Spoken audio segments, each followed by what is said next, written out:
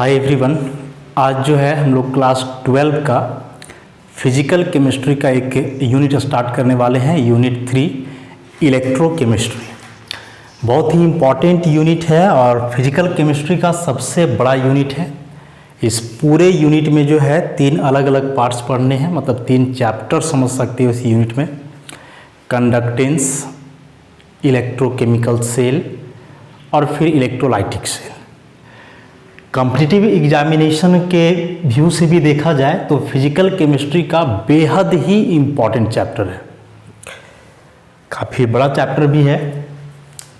तो हम लोग स्टार्ट करते हैं इलेक्ट्रोकेमिस्ट्री। जानें कि इलेक्ट्रोकेमिस्ट्री होता क्या है। तो इसके नाम से ही इसका मतलब हम लोग निकाल सकते हैं। ये जो 2 वर्ड है इलेक्ट्रो प्लस केमिस्ट्री, इस इलेक्ट्रो का मतलब समझ सकते हो इलेक्ट्रिसिटी। इलेक्ट्रिसिटी मतलब इलेक्ट्रिकल एनर्जी, इसको हम लोग बोले इलेक्ट्रिकल एनर्जी। और ये केमिस्ट्री का मतलब समझना है केमिकल रिएक्शंस, और एक केमिकल रिएक्शन से हम लोगों को मिलता है chemical energy in the form of heat, chemical energy. तो ये जो 2 वर्ड हुए इलेक्ट्रोकेमिस्ट्री में, इलेक्ट्रो और केमिस्ट्री, तो इलेक्ट्रो मतलब हम लोग इलेक्ट्रिसिटी समझें, इलेक्ट्रिकल एनर्जी। केमिस्ट्री मतलब केमिकल रिएक्शंस, मतलब केमिकल एनर्जी। अब क्या है कि कुछ वैसे केमिकल रिएक्शंस होते हैं जो स्पॉन्टेनियस होते हैं। देखो ये जो केमिकल रिएक्शंस हैं, केमिकल रिएक्शंस, इनको 2 कैटेगरी में हम लोग रख सकते हैं, स्पॉन्टेनियस और दूसरा नॉन स्पॉन्टेनियस। स्पॉन्टेनियस और नॉन स्पॉन्टेनियस। स्पॉन्टेनियस मतलब वैसे केमिकल रिएक्शंस जो अपने आप होते हैं, ऑटोमेटिकली अपने आप हो। ऐसे केमिकल रिएक्शंस को परफॉर्म करने के लिए बाहर से किसी एजेंसी का ज़रूरत ना हो, मतलब उसमें बाहर से हम लोगों को हीट करने का ज़रूरत ना हो, बाहर से रेडिएशन देने का ज़रूरत ना हो। ये सारे रिएक्शंस रूम टेम्परेचर पे ही अपने आप हो जाते हैं, आसानी से हो जाते हैं।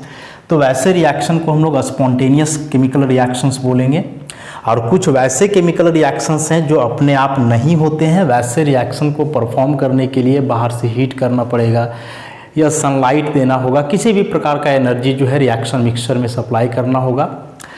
ऑल्सो इलेक्ट्रिसिटी के रूप में भी एनर्जी दिया जा सकता है।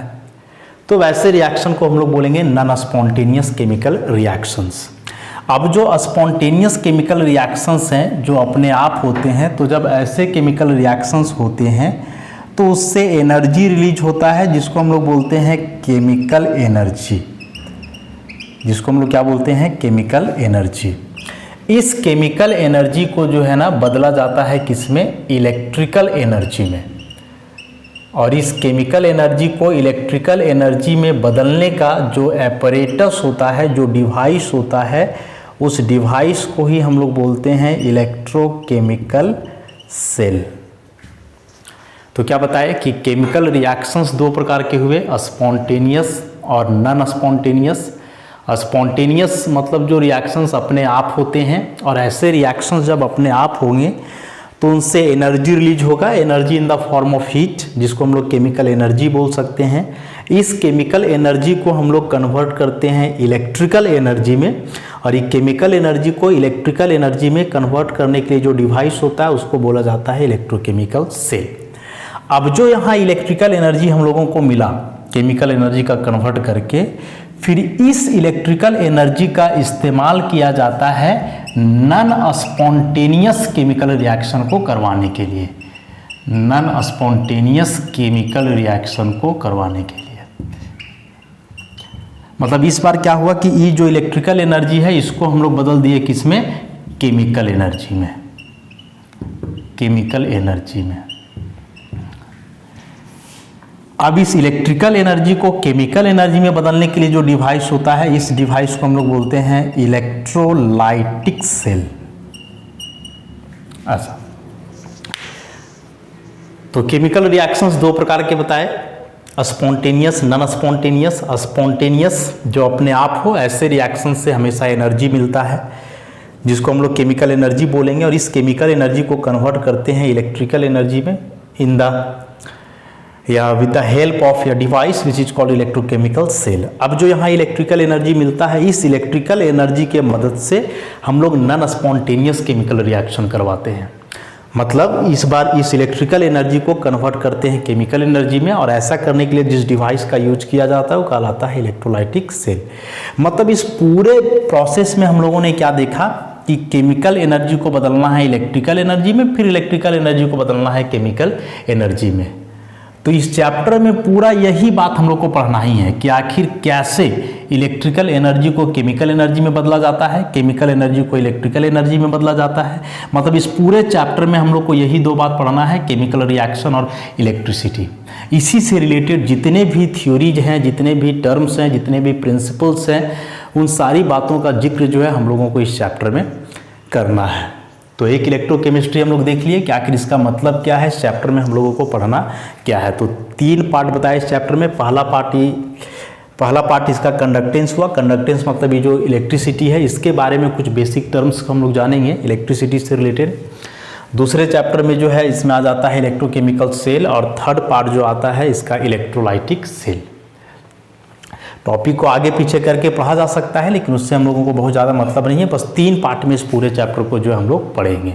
तो हम लोग बोल सकते हैं इलेक्ट्रोकेमिस्ट्री का डेफिनेशन जो है कि the branch of science which deals with the production of electricity from energy released during spontaneous chemical reactions and the use of electrical energy to carry out the non-spontaneous chemical reactions। कि electrochemistry science का वह branch है जिसमें electricity produce किया जाता है। कैसे? तो स्पॉन्टेनियस केमिकल रिएक्शन से जो एनर्जी मिलता है उससे, और जो इलेक्ट्रिसिटी प्रोड्यूस होता है फिर उसका इस्तेमाल करते हैं वैसे केमिकल रिएक्शन को करने के लिए जो अपने आप नहीं होते हैं।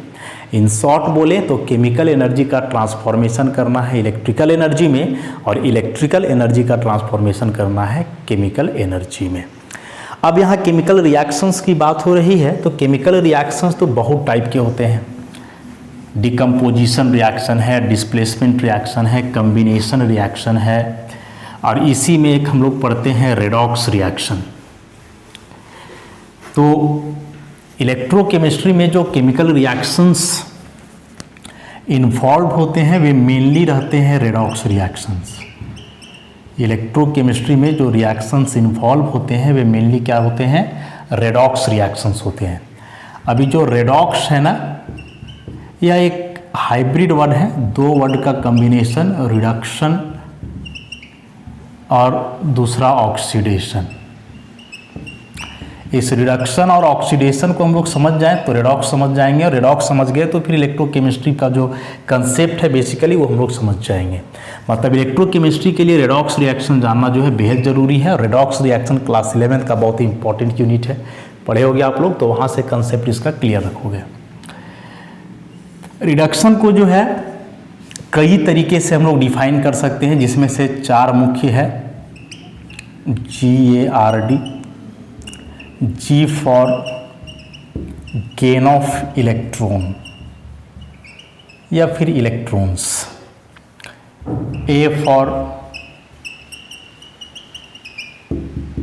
Addition of hydrogen,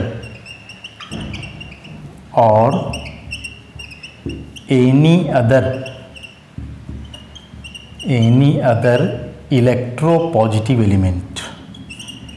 electropositive element generally metal को हम लोग बोल सकते हैं। And R for removal of oxygen, और एनी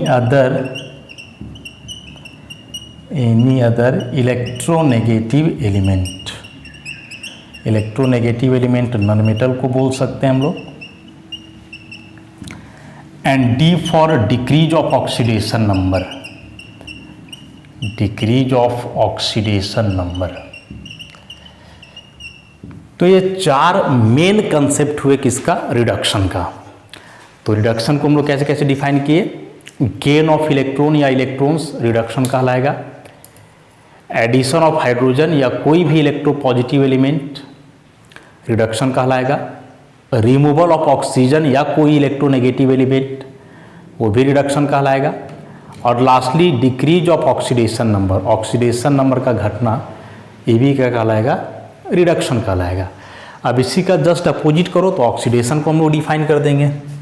ऑक्सीडेशन को हम लोग याद रखते हैं रेल से, RAIL, R for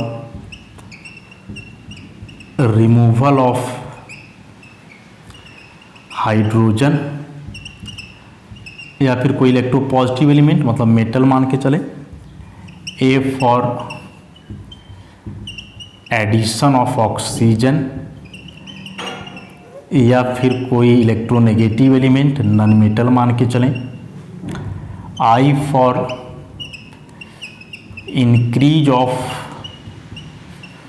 oxidation number and L for loss of electron. Just उल्टा है, यहाँ था एडिशन ऑफ हाइड्रोजन, यहाँ removal of hydrogen, removal of oxygen, addition of oxygen, decrease of oxidation number, increase of oxidation number, gain of electron, यहाँ loss of electron. तो दोनों में से कोई एक प्रोसेस को आप याद रखो, ट्रिक बताया गया है, इसको रेल से याद रखेंगे, इसको हम लोग गार्ड से याद रखेंगे। तो दोनों में से कोई एक याद रखो, दूसरे को जो है उलट देना है तो बन जाएगा वो। अब इस ऑक्सीडेशन और रिडक्शन के कंसेप्ट को यदि आप समझ गए हो तो रेडॉक्स रिएक्शन समझ जाओगे। रेडॉक्स रिएक्शन का मतलब फिर आप इलेक्ट्रोकेमिस्ट्री का जो है बेसिक पोर्शन कर लिए हो। कुछ एग्जाम्पल्स हम लोग देखते हैं इससे रिलेटेड तो समझ में आएगा। जैसे मान लो हम लिख रहे हैं Cl2 प्लस 2 इलेक्ट्रॉन से बना 2Cl माइनस। इसमें क्या हो रहा है कि जो क्लोरीन है Cl2 या 2 इलेक्ट्रॉन गेन करके कन्वर्ट हो गया किसमें, Cl माइनस में। तो क्लोरीन यहाँ इलेक्ट्रॉन गेन कर रहा है and gain of electron is called reduction. तो हम लोग क्या बोलेंगे कि क्लोरीन का यहाँ क्या हो रहा है, रिडक्शन हो रहा है, रिडक्शन हो रहा है। या फिर एक कंसेप्ट और बताया गया डिक्रीज ऑफ ऑक्सीडेशन नंबर। तो ये ऑक्सीडेशन नंबर क्या होता है डिटेल में पढ़े हो आप लोग रेडॉक्स रिएक्शन में।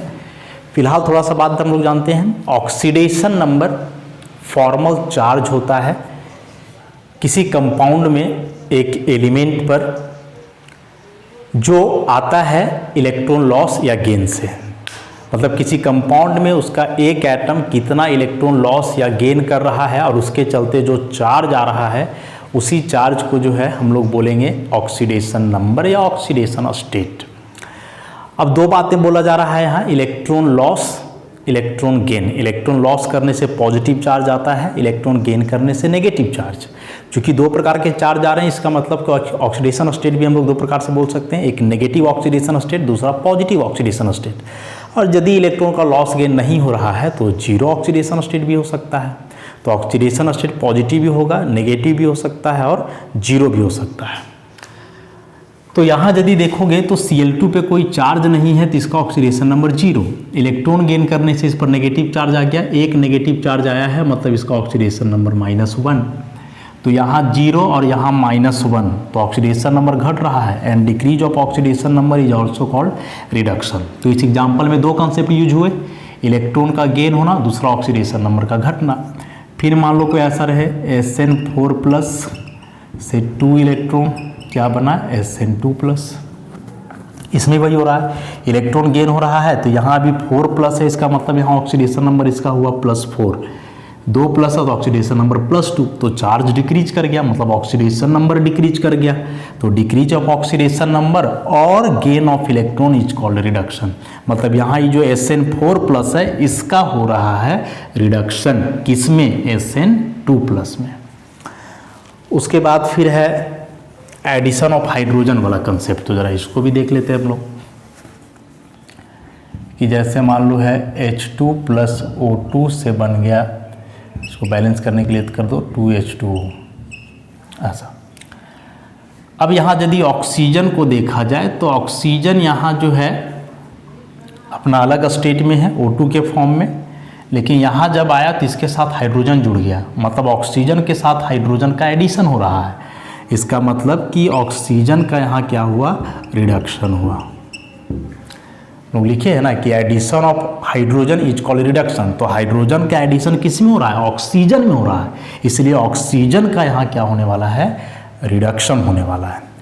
उसके बाद है रिमूवल ऑफ ऑक्सीजन, तो एक ऐसे भी हम लोग लिख सकते हैं Al2O3, इसको हीट कर दो तो 2Al + 3O2, बैलेंस करने के लिए यहाँ 2 लगा दोगे तो ये हो जाएगा 4Al और 3O2 ऐसे।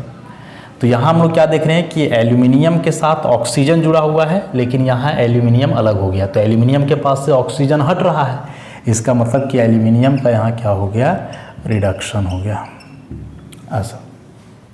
तो ये चारों कंसेप्ट इस्तेमाल हुए, गेन ऑफ इलेक्ट्रॉन या डिक्रीज ऑफ ऑक्सीडेशन नंबर, यहाँ एडिशन ऑफ हाइड्रोजन और यहाँ रिमूवल ऑफ ऑक्सीजन। तो ये चारों कंसेप्ट के आधार पे जो है हम लोग बोल सकते हैं कि ये सभी रिडक्शन के एग्जाम्पल हुए।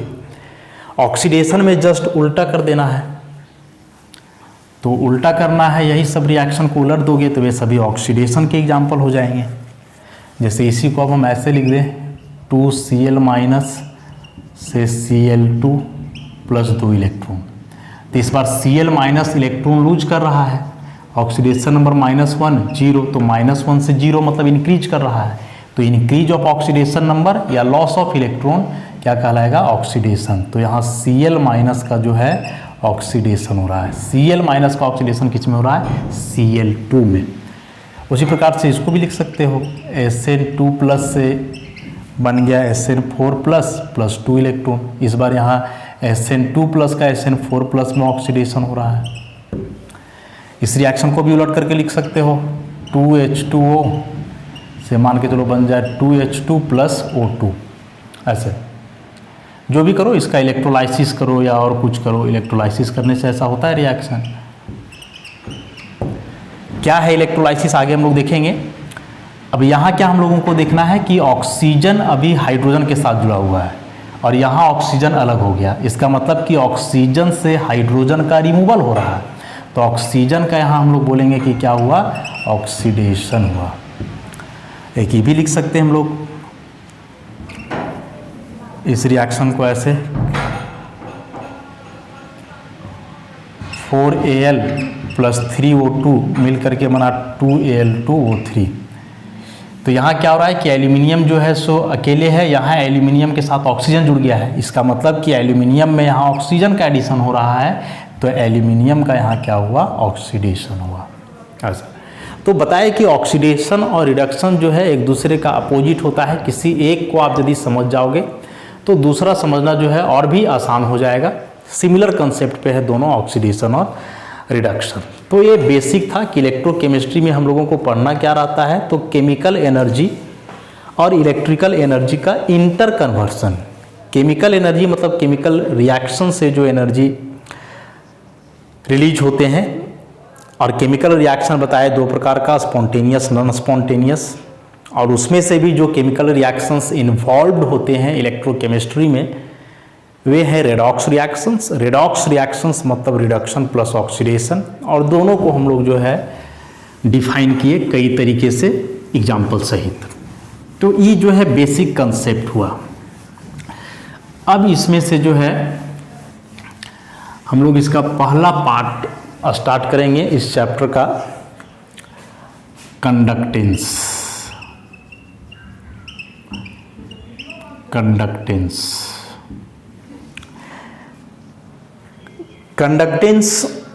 को जानने से पहले जो है हम लोग सब्सटेंस का क्लासिफिकेशन देखेंगे कि on the basis of electrical property. चूँकि पूरे चैप्टर में इलेक्ट्रिसिटी से रिलेटेड ही बातें पढ़ना है हम लोगों को, तो इलेक्ट्रिकल प्रॉपर्टी के आधार पे जो सब्सटेंस हैं उनको तीन कैटेगरी में रखा गया है। तीन कैटेगरी में सब्सटेंस को insulators, semiconductors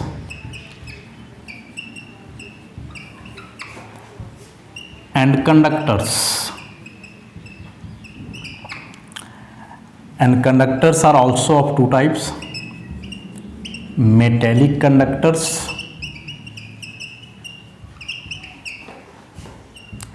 and second one is electrolytic conductors.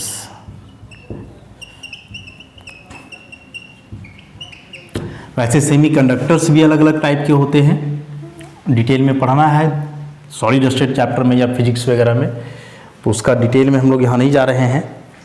अब ये जो क्लासिफिकेशन है सब्सटेंस का on the basis of electrical property, या कैसे है ज़रा इसको हम लोग डील करते हैं।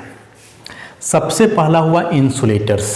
तो इंसुलेटर्स वैसे सब्सटेंस को बोलते हैं जो अपने आप से करंट पास नहीं होने दे। The substances which do not allow electricity to pass through them are called electrical insulators। कि वैसे सब्सटेंस जो अपने आप से इलेक्ट्रिक करंट पास होने नहीं दे, तो ऐसे सब्सटेंस को हम लोग बोलते हैं इलेक्ट्रिकल इंसुलेटर्स। अब हम लोग जाने कि कब कोई सब्सटेंस से करंट पास करेगा और कब नहीं करेगा। तो इलेक्ट्रिसिटी या इलेक्ट्रिक करंट होता क्या है, तो फ्लो ऑफ चार्ज, चार्ज के फ्लो को हम लोग इलेक्ट्रिक करंट बोलते हैं। अभी जो चार्ज फ्लो करता है in the form of electrons और आयंस, माने चार्ज जो फ्लो करेगा तो उस चार्ज को फ्लो होने के लिए कुछ चार्ज कैरियर्स होते हैं जो चार्ज को आगे ले जाने में मदद करते हैं, और वे चार्ज कैरियर्स होते हैं इलेक्ट्रॉन्स या फिर आयंस। तो किसी सब्सटेंस से इलेक्ट्रिक करंट पास होना है तो इसके लिए नेसेसरी कंडीशन हुआ कि उस सब्सटेंस के अंदर या तो फ्री इलेक्ट्रॉन्स हों या फिर फ्री आयंस हों जो चार्ज कैरियर का काम करे। इंसुलेटर के बारे में मैंने क्या बोला कि इंसुलेटर्स वैसे सब्सटेंस होते हैं जो अपने आप से करंट पास नहीं होने देते हैं। इसका मतलब कि इंसुलेटर्स के अंदर कोई चार्ज कैरियर्स नहीं होते हैं, ना तो उनके अंदर फ्री इलेक्ट्रॉन्स होते हैं ना तो उनके अंदर फ्री आयंस होते हैं, इसीलिए इंसुलेटर इलेक्ट्रिसिटी के कंडक्टर नहीं होते हैं। अब एग्जाम्पल की बात करें तो जैसे एग्जाम्पल में इसका आ गया डायमंड, ड्राई वुड सूखी लकड़ी, प्लास्टिक्स, सॉलिड NaCl या जितने भी आयनिक कंपाउंड सॉलिड फॉर्म में एग्जिस्ट करते हैं, ये सभी इंसुलेटर्स होते हैं, इनसे करंट पास नहीं करता है। यदि बात करें हम लोग कंडक्टिविटी रेंज की, तो कंडक्टिविटी रेंज जो होता है ना इंसुलेटर का बहुत कम होता है, 10 का पावर -20 से 10 का power -10 ohm inverse metre inverse. एक बात गौर करोगे कि कंडक्टिविटी जो है इंसुलेटर का जीरो नहीं है, बहुत कम है। तो इतना कम है कि इसको हम लोग ऑलमोस्ट जीरो लेकर के ही चलते हैं। तो इंसुलेटर जिससे करंट पास ना हो, क्योंकि उसके अंदर फ्री इलेक्ट्रॉन्स नहीं होते हैं, फ्री आयंस नहीं होते हैं, उनका कंडक्टिविटी भी जो है काफ़ी कम होता है, ऑलमोस्ट जीरो हम लोग मान करके चलते हैं, बहुत कम इसका रेंज है। क्या होता है कंडक्टिविटी, इसके बारे में तो डिटेल में हम लोग इस चैप्टर में आगे देखेंगे। इलेक्ट्रिकल प्रॉपर्टी को बतलाने के लिए जो है एक टर्म होता है इसमें बैंड थ्योरी, एक टर्म इसमें है बैंड थ्योरी। और इस बैंड थ्योरी को जो है हम लोग क्लास 11th का केमिकल बॉन्डिंग चैप्टर में जो है काफ़ी डिटेल में पढ़े हैं कि बैंड थ्योरी होता क्या है। अभी उस थ्योरी को पूरा एक्सप्लेन करना पॉसिबल नहीं है, आधारित होता है band theory molecular orbital theory पे, जिसका डिटेल डिस्क्रिप्शन जो है केमिकल बॉन्डिंग चैप्टर में हम लोगों ने किया है। तो बैंड थ्योरी में जो है वहाँ हम लोग क्या देखे थे कि दो चीज़ें होती हैं इसमें, कंडक्शन बैंड और वैलेंस बैंड। यदि ऐसे एनर्जी की बात करें हम लोग तो एक लोअर एनर्जी बैंड होता है जो जनरली भरा हुआ होता है इलेक्ट्रॉन से, जिसको हम लोग बोलते हैं वैलेंस बैंड। और एक जो है इसमें हायर एनर्जी बैंड होता है जो जनरली अनऑक्यूपाइड रहता है, और यह कहलाता है कंडक्शन बैंड। दोनों एनर्जी लेवल के बीच जो यहाँ डिफरेंस है एनर्जी का, इसको हम लोग बोलते हैं बैंड गैप या एनर्जी गैप या फॉरबिडन एनर्जी गैप, तीनों चीज़ बोल सकते हैं। इंसुलेटर के केस में क्या होता है कि यह वैलेंस बैंड पूरी तरह से जो है भरा हुआ रहता है, कंडक्शन बैंड बिल्कुल खाली रहता है, और ये दोनों के बीच जो बैंड गैप है बहुत ज़्यादा होता है, वेरी लार्ज। अब वैलेंस बैंड पूरी तरह से इलेक्ट्रॉनों से भरा हुआ है, तो पूरी तरह से इलेक्ट्रॉनों से भरा हुआ है इसका मतलब कि यहाँ कोई एम्प्टी स्पेस नहीं है, कोई खाली जगह नहीं है। और जब यहाँ कोई खाली जगह नहीं है इसका मतलब कि इलेक्ट्रॉन का मूवमेंट यहाँ पॉसिबल नहीं है। अच्छा, इसमें खाली जगह तो बहुत है लेकिन इलेक्ट्रॉन नहीं है, तो इलेक्ट्रॉन का मूवमेंट यहाँ भी नहीं होगा। तो इलेक्ट्रॉन ना तो वैलेंस बैंड में मूव कर रहा है ना कंडक्शन बैंड में मूव कर रहा है। एक पॉसिबिलिटी हो सकता था कि वैलेंस बैंड का इलेक्ट्रॉन चला जाए किसमें, कंडक्शन बैंड में, लेकिन यहाँ ये भी पॉसिबल नहीं है क्योंकि ई करने के लिए जो एनर्जी गैप होता है वह बहुत ज़्यादा है, मतलब इलेक्ट्रॉन को यहाँ से यहाँ जाने के लिए बहुत ज़्यादा एनर्जी लगेगा। फॉर एग्जांपल यदि डायमंड की बात करें तो डायमंड का जो बैंड गैप होता है 579 किलो जूल पर मोल होता है। इसका मतलब क्या हुआ कि एक मोल इलेक्ट्रॉन को यदि वैलेंस बैंड से कंडक्शन बैंड में ट्रांसफ़र करोगे डायमंड क्रिस्टल में तो इतना एनर्जी लगेगा, इतना मतलब कम एनर्जी नहीं है, ऐसे 5,79,000 जूल जो है एनर्जी लगेगा एक मोल इलेक्ट्रॉन को ट्रांसफ़र करें वैलेंस बैंड से कंडक्शन बैंड में, तब डायमंड में। और इतना ज़्यादा एनर्जी जो है पॉसिबल नहीं होता है नॉर्मल कंडीशन में, इसीलिए फिर डायमंड से करंट पास नहीं करेगा। इसके बाद हम लोग देखें कंडक्टर्स। तो इंसुलेटर में देखें कि उससे तो करंट पास करता ही नहीं है, रीजन बता दिए। कंडक्टर्स में क्या है कि कंडक्टर्स वैसे सब्सटेंस होते हैं जो अपने आप से इलेक्ट्रिसिटी पास होने देते हैं और ज़्यादा मात्रा में। तो the substances which allow electricity to pass through them to a greater extent are called electrical conductors. Electrical conductors वैसे सब्सटेंस हुए जो अपने आप से इलेक्ट्रिक करंट पास होने देते हैं, वो भी ज़्यादा मात्रा में, तो उनको हम लोग बोलते हैं कंडक्टर्स। अब चूंकि इलेक्ट्रिक करंट पास कर रहा है कंडक्टर से, इसका मतलब इसमें चार्ज कैरियर्स हैं, और चार्ज कैरियर्स में क्या हो सकते हैं, तो या तो इलेक्ट्रॉन्स हो सकते हैं या तो आयंस हो सकते हैं। तो उस इलेक्ट्रॉन्स या आयंस चार्ज कैरियर के आधार पे जो है इसका दो क्लासिफिकेशन है, मेटेलिक और इलेक्ट्रोलाइटिक, इसको डिटेल में भी देखेंगे। कंडक्टर के कंडक्टिविटी रेंज की बात करें तो वह होता है 10⁴ से लेकर के 10⁻⁷ ओम इनवर्स मीटर इनवर्स, जो कि बहुत लार्ज वैल्यू है, 10⁴ से 10⁷ बचा सेमी कंडक्टर। तो सेमी कंडक्टर माने हुआ आधा कंडक्टर, तो बाकी आधा इंसुलेटर। इसका मतलब ये नहीं हुआ कि सब्सटेंस आधा कंडक्टर का काम करेगा आधा इंसुलेटर, नहीं, इसका मतलब हुआ कि इस टाइप के सब्सटेंस से भी करंट पास करेगा लेकिन उतना नहीं जितना कंडक्टर से पास करता है। तो डेफिनेशन ऐसे बना सकते हैं कि the substances which allow electricity to pass through them to some extent, कुछ मात्रा में इससे करंट पास करे, कुछ मात्रा में मतलब बहुत ज़्यादा कंडक्टर के जैसा नहीं और बहुत कम इंसुलेटर के जैसा भी नहीं, इंसुलेटर से ज़्यादा कंडक्टर से कम। इसलिए जो सेमी कंडक्टर का कंडक्टिविटी रेंज होता है वह होता है 10⁻⁻⁶ से 10⁴ ओम इनवर्स मीटर इनवर्स। तो रेंज को मिला लो, इसका रेंज हम क्या बताए थे, इंसुलेटर का बताए थे 10⁻20 से 10⁻⁻10, बहुत कम। इसका 10⁴ से 10⁻⁷ बहुत ज़्यादा, और इसका बीच में है, इंसुलेटर से ज़्यादा लेकिन कंडक्टर से कम। अब यदि हम लोग बात करें इस बैंड थ्योरी की, तो इंसुलेटर में तो बता दिए कि वैलेंस बैंड पूरी तरह से भरा हुआ, कंडक्शन बैंड बिल्कुल खाली, दोनों के बीच एनर्जी गैप बहुत ज़्यादा, जिसके चलते इलेक्ट्रॉन इसका यहाँ ट्रांसफ़र नहीं हो पाता है, तो कहीं इलेक्ट्रॉन का मूवमेंट पॉसिबल नहीं होता है, इसलिए इससे करंट पास नहीं होगा। सेमी कंडक्टर में भी कुछ ऐसा ही बात होता है, लेकिन उसमें थोड़ा सा अंतर क्या है कि यहाँ जो एनर्जी डिफरेंस होता है वो थोड़ा कम होता है। ये कंडक्शन बैंड है, ये वैलेंस बैंड है। वैलेंस बैंड यहाँ भी बिल्कुल भरा ही हुआ होता है, नॉर्मल जो सेमी कंडक्टर होता है उसमें, लेकिन ये जो यहाँ एनर्जी गैप होता है कम होता है, स्मॉल एनर्जी गैप होता है।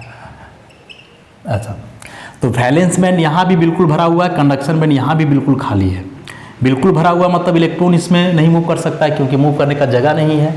ये बिल्कुल खाली है, इसमें इलेक्ट्रॉन नहीं है, तो वहाँ तो वैसे भी मूवमेंट नहीं होगा। लेकिन एक बात फेवर में है कि एनर्जी डिफरेंस कम है, तो यहाँ का इलेक्ट्रॉन जो है रूम टेम्परेचर से एनर्जी गेन करके जंप कर सकता है यहाँ, और जब यहाँ जंप कर जाएगा तो यहाँ इलेक्ट्रॉन आ जाएगा, तो फिर घूमने के लिए बहुत जगह है, इधर उधर इलेक्ट्रॉन जो आसानी से मूव कर सकता है।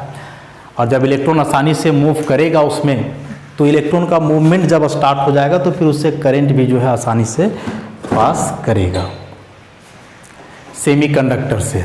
अब इसमें से आगे पढ़ोगे तो सेमीकंडक्टर का और क्लासिफिकेशन है, इंट्रिंसिक, एक्सट्रिंसिक, फिर उसमें पढ़ोगे एन टाइप, पी टाइप। तो ये सब डिटेल में जो है पढ़ना है सॉलिड स्टेट चैप्टर में, या फिजिक्स में पढ़ोगे आगे तो वहाँ जानोगे। और तीसरा जो कंडक्टर हुआ, इसका जो हम बताए, तो कंडक्टर में क्या होता है कि इसमें जनरली कोई बैंड गैप होता ही नहीं है। इसमें जैसे मान लो कि वैलेंस बैंड है जो कि बिल्कुल भरा हुआ रहता है, तो कंडक्शन बैंड यहाँ भी बनता है, लेकिन वह कंडक्शन बैंड वैलेंस बैंड के साथ ओवरलैप कर जाता है। ये कंडक्शन बैंड हुआ। और ई जो देख रहे हो यहाँ से यहाँ, इसको हम लोग बोलते हैं ओवरलैपिंग जोन। ओवरलैपिंग जोन मतलब इसमें कोई बैंड गैप नहीं है, और बैंड गैप नहीं है, ऑर्बिटल्स ओवरलैप कर जाते हैं, तो आसानी से इसका इलेक्ट्रॉन यहाँ प्रमोट हो जाएगा। और यहाँ तो घूमने का बहुत सारा जगह है, इधर उधर इलेक्ट्रॉन्स घूमते रहेंगे तो करंट पास करेगा। तो बैंड थ्योरी के आधार पे 3 बात बोले कि इसमें वैलेंस बैंड और कंडक्शन बैंड के बीच बहुत ज़्यादा एनर्जी डिफरेंस, इसमें कम, और इसमें बैंड गैप होता ही नहीं है, ओवरलैप कर जाते हैं दोनों। वैलेंस बैंड क्या है, कंडक्शन बैंड क्या है, ये सब जानने के लिए आपको मॉलिक्यूलर ऑर्बिटल थ्योरी या जो बैंड थ्योरी बताया गया है मेटेलिक बॉन्ड में, केमिकल बॉन्डिंग में, वहाँ से इसको आप लोग को देखना होगा, क्योंकि आसान नहीं है पूरा मॉलिक्यूलर ऑर्बिटल थ्योरी वगैरह तो बताना भी पॉसिबल नहीं है। फिलहाल जानेंगे कि जो लोअर एनर्जी बैंड होता है उसको बोलते हैं वैलेंस बैंड, और जो हाइयर एनर्जी बैंड होता है वो कंडक्शन बैंड, मतलब जो एंटी बॉन्डिंग वाले से बनते हैं जनरली वे कंडक्शन बैंड कहलाते हैं, और जो मॉलिक्यूलर जो बॉन्डिंग मॉलिक्यूलर ऑर्बिटल से बनते हैं वे वैलेंस बैंड कहलाते हैं। डिटेल में आप वहाँ से देख सकते हो। अब जो इसमें एक कंडक्टर है, इसका 2 टाइप है, उसको ज़रा हम लोग देख लेते हैं जल्दी से। तो कंडक्टर्स 2 प्रकार के हुए, मेटेलिक कंडक्टर्स और दूसरा इलेक्ट्रोलाइटिक कंडक्टर्स। मेटेलिक कंडक्टर्स के बारे में क्या, जैसे कंडक्टर तो वैसे सब्सटेंस हुए जिससे करंट पास होगा, तो करंट पास होगा तो चार्ज कैरियर रहेगा उसमें, चार्ज कैरियर में फ्री इलेक्ट्रॉन्स हो सकते हैं या फ्री आयंस हो सकते हैं। अब यदि चार्ज कैरियर फ्री इलेक्ट्रॉन्स हों तो कहलाएंगे मेटेलिक कंडक्टर, और यदि चार्ज कैरियर फ्री आयंस हों तो वे कहलाएंगे इलेक्ट्रोलाइटिक कंडक्टर। चूँकि इसका कंडक्टिविटी फ्री इलेक्ट्रॉन्स के चलते हैं, इसलिए मेटेलिक कंडक्टर को हम लोग इलेक्ट्रॉनिक कंडक्टर्स भी बोलते हैं, और इसका कंडक्टिविटी फ्री आयंस के चलते हैं, इसलिए इसको हम लोग आयनिक कंडक्टर भी बोलते हैं। ऐसे सब्सटेंस से जब इलेक्ट्रिक करंट पास करता है तो उसमें कोई केमिकल रिएक्शन नहीं होता है सब्सटेंस के अंदर, नो केमिकल रिएक्शन। और जब इलेक्ट्रोलाइटिक कंडक्टर से करंट पास होता है तो इनमें केमिकल रिएक्शन होता है। केमिकल रिएक्शन मतलब वही ऑक्सीडेशन रिडक्शन होगा। कैसे होगा ये सब चीज़ आगे हम लोग देखेंगे।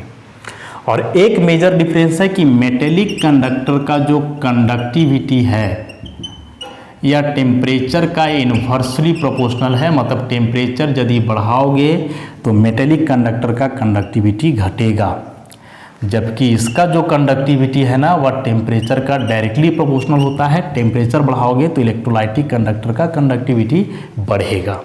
और इस डिफरेंस को समझना जो है ज़्यादा अनिवार्य है हम लोगों के लिए। जो लास्ट वाला बताए टेम्परेचर के साथ वेरिएशन, उसको कैसे समझेंगे।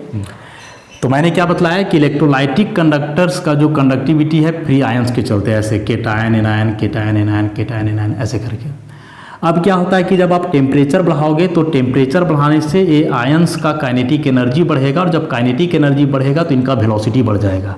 आयन तेज़ी से मूव करेंगे, और जब आयन तेज़ी से मूव करेंगे उनका कंडक्टिविटी आयनिक वेलोसिटी ज़्यादा होगा, तो उस केस में जो इसका कंडक्टिविटी है वो भी ज़्यादा होगा। तो इलेक्ट्रोलाइटिक कंडक्टर के केस में टेम्परेचर बढ़ाने से जो कंडक्टिविटी बढ़ता है वह इसीलिए क्योंकि टेम्परेचर बढ़ाने से पहले फ्री आयंस का काइनेटिक एनर्जी बढ़ेगा, फिर उनका वेलोसिटी बढ़ेगा, आयन तेजी से मूव करेंगे और जितना फास्टली आयंस मूव करेंगे उतना ज़्यादा जो है कंडक्टिविटी होगा। और मेटेलिक कंडक्टर में टेम्परेचर बढ़ाने से कंडक्टिविटी क्यों घट रहा है, तो इसके लिए हम लोग को थोड़ा सा मेटेलिक बॉन्ड में जाना होगा।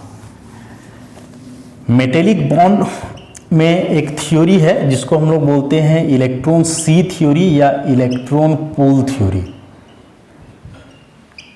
Electron pool theory, electron pool theory क्या बोलता है कि जैसे कोई मेटल का क्रिस्टल है, सपोज मान लें सोडियम का क्रिस्टल है। अब इस सोडियम का क्रिस्टल में जो है सोडियम के बहुत सारे एटम्स हैं। यदि इस क्रिस्टल का हम लोग 1 मोल लें तो इसका मतलब हुआ कि इतने एटम्स हैं, 6.022 × 10⁻23 एटम्स हैं।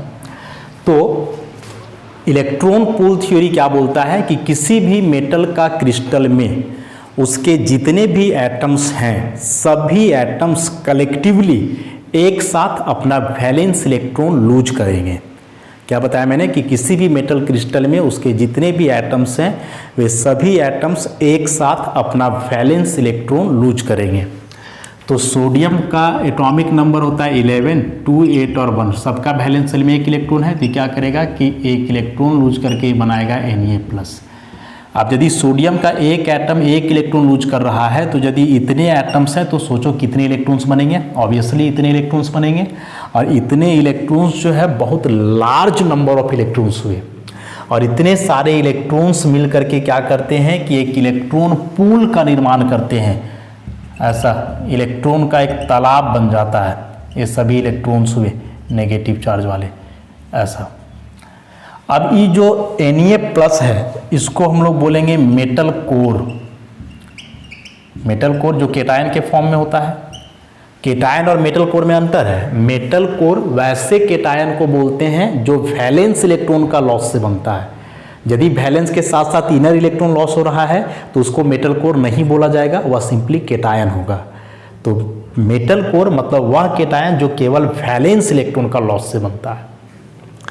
तो अब क्या होगा कि जो इलेक्ट्रॉन तो ठीक है कि इतने सारे इलेक्ट्रॉन मिलकर के ऐसे इलेक्ट्रॉन पूल बना दिए, तो ये Na+ क्या होगा, तो ये जो मेटल कोर है वे मेटल कोर इसी इलेक्ट्रॉन पूल में जो है ना डूबे रहते हैं ऐसा, इसी में कहीं कहीं जो है इस प्रकार से डूबा हुआ है। अभी मेटल कोर पे पॉजिटिव चार्ज है, बगल वाले इलेक्ट्रॉन पर नेगेटिव चार्ज है, तो पॉजिटिव नेगेटिव चार्ज के बीच इलेक्ट्रोस्टैटिक अट्रैक्शन काम करता है जिसको हम लोग बोलते हैं मेटेलिक बॉन्ड। अब क्या है कि यहाँ ये जो इलेक्ट्रॉन है वे वैलेंस इलेक्ट्रॉन है और वे इलेक्ट्रॉन है जो एटम से बाहर निकल चुका है, तो ऐसे इलेक्ट्रॉन को हम लोग बोलते हैं मोबाइल इलेक्ट्रॉन। मोबाइल इलेक्ट्रॉन या फ्री इलेक्ट्रॉन।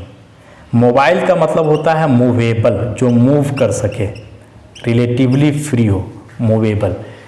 तो इलेक्ट्रॉन पूल में जो इलेक्ट्रॉन्स होते हैं, इलेक्ट्रॉन्स जो कि मेटल क्रिस्टल से बाहर निकले हुए रहते हैं, तो वे इलेक्ट्रॉन्स जो है कहलाएंगे मोबाइल इलेक्ट्रॉन, मतलब मूवेबल इलेक्ट्रॉन। वे इलेक्ट्रॉन रिलेटिवली फ्री होते हैं, इधर उधर मूव कर सकते हैं। तो इलेक्ट्रॉन चलो रिलेटिवली फ्री है, इधर उधर मूव करेंगे, तो ये केटायन क्या करते हैं, तो केटायन कहीं मूव नहीं करते हैं। जो मेटल कोर है वो कहीं मूव नहीं करते हैं, बल्कि करते क्या है कि अपने पोजीशन पे वाइब्रेट करते रहते हैं।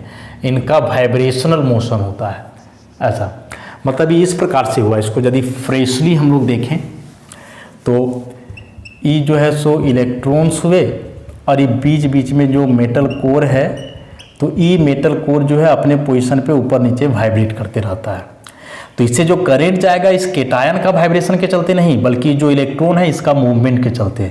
अब इलेक्ट्रॉन जितना फ्रीली मूव करेगा, जितना फास्ट मूव करेगा, उतना ज़्यादा करंट जाएगा इससे और इसका कंडक्टिविटी उतना ही ज़्यादा होगा।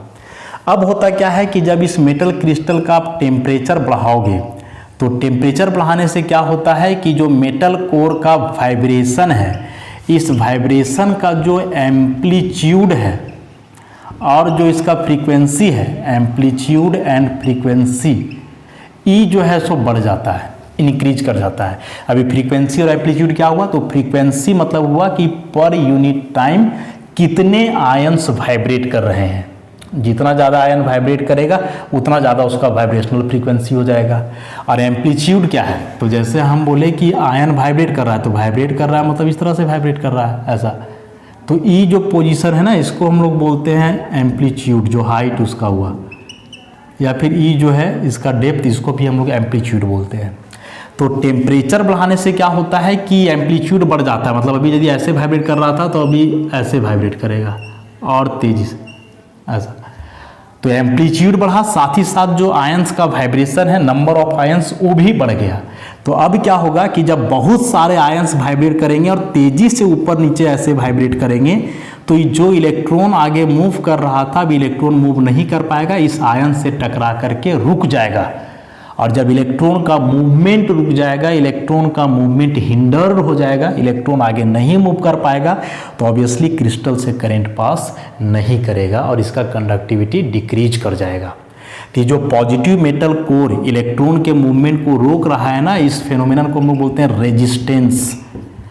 इन शॉर्ट हम लोग बोले कि टेम्परेचर बढ़ाने से क्या हुआ कि रेजिस्टेंस बढ़ गया, और रेजिस्टेंस बढ़ने से जो है इसका कंडक्टेंस या इलेक्ट्रिकल कंडक्टिविटी जो है वो क्या किया, डिक्रीज कर गया। तो यही कारण होता है कि आखिर क्यों टेम्परेचर बढ़ाने से मेटेलिक कंडक्टर का कंडक्टिविटी घटता है जबकि इसका बढ़ता है। इसका बढ़ा क्योंकि आयनिक वेलोसिटी बढ़ गया था, और इसका घट गया क्योंकि रेजिस्टेंस बढ़ गया। और रेजिस्टेंस कैसे बढ़ा, तो इसको हम समझा दिए, बढ़िया से इसको समझने का प्रयास करोगे। या बैंड थ्योरी के टर्म में समझोगे तो उसमें क्या होता है कि अभी बताया ना कि दो चीज़ है, वैलेंस बैंड और कंडक्शन बैंड। तो कंडक्टर में जनरली बैंड गैप होता नहीं है, लेकिन जब टेम्परेचर बढ़ाओगे तो टेम्परेचर बढ़ाने से क्या होता है कि जो रेजिस्टेंस होता है ना, तो रेजिस्टेंस के चलते दोनों के बीच एक एनर्जी गैप क्रिएट हो जाता है और ये एनर्जी गैप बढ़ जाता है। तो इस केस में फिर इसका इलेक्ट्रॉन यहाँ ट्रांसफर नहीं हो पाएगा, या होगा तो स्लोली होगा, इसलिए इसका कंडक्टिविटी डिक्रीज कर जाएगा। तो ये जो है काफ़ी डिटेल में बताए हम, काफ़ी क्वेश्चंस इससे एग्जाम में पूछे जाते हैं, खास करके जो लास्ट वाला बताया टेम्परेचर वाला, तो इसको यहाँ से याद रखोगे। नोट्स में जो है डिटेल किया हुआ है, और उसमें से ई वाला बात जो है नोट्स में नहीं है, जो लास्ट में बताया गया है। तो इसको आप लोग वीडियो से ही देख करके जो है समझने का प्रयास करोगे। तो आज के लिए इतना ही, बाकी का डिस्कशन जो है इस चैप्टर का हम लोग नेक्स्ट लेक्चर में करेंगे। धन्यवाद।